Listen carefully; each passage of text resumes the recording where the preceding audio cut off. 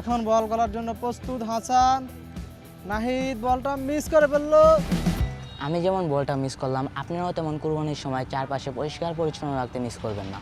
এখন আমাদের মাঝে বল করতেছে হাসান, করছে। আমি যেমন এক রান নিলাম, আপনারাও একটি কাজ করুন।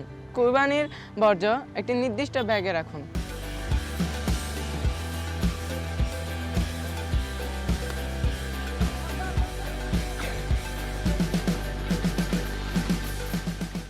আমি 2 রান নিলাম, আপনারা আপনাদের 2 হাত কাজে লাগাবেন। আপনাদের পাশে রয়েছে সিটি কর্পোরেশন। 3 রান। ঈদের 3 দিনে সিটি কর্পোরেশন সব ময়লা পরিষ্কার।